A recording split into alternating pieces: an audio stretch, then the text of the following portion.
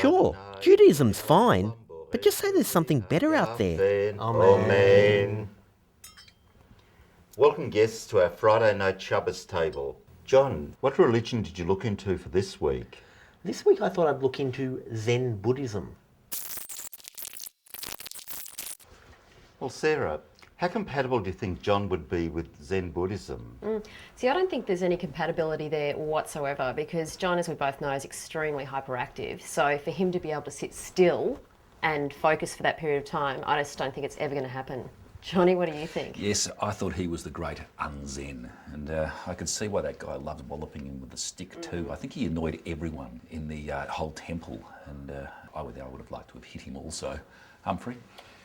Yes, I think the great thing about Zen Buddhism is that they do so much shutting up the whole time, and I think that could really be very advantageous for you, John, because although you have intense personal sexual attraction, you know, you haven't got the greatest sort of TV voice.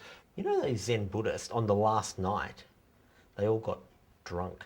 That doesn't sound very Zen at all. No, they took off their robes and they all went to their little flat out the back and they just got smashed. It really takes me back to my youth in the 1950s when there was a resurgence of an interest in Zen in the West. And it may well be that John is a spiritual love child from that period. Well, guests, could you please lock in your compatibility scores?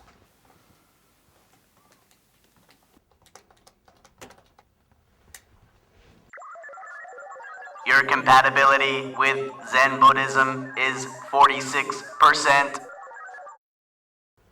Sure, Judaism's fine, but just say there's something better out there. Amen.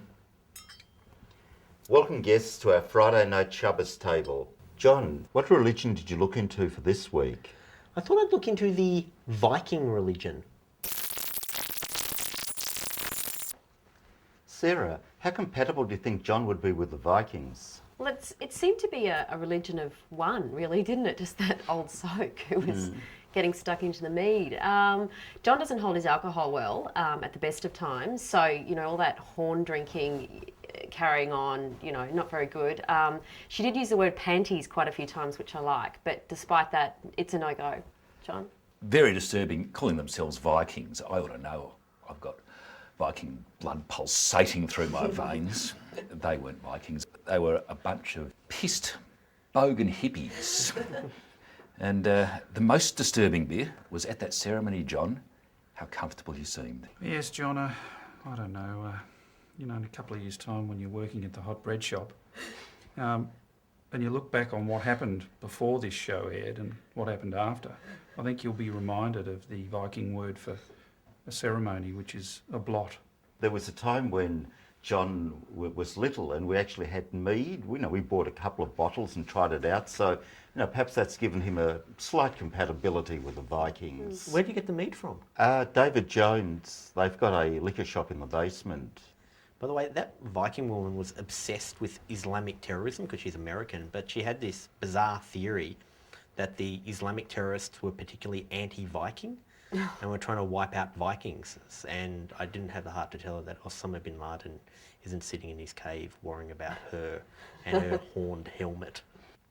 Well, guests, could you please lock in your compatibility scores?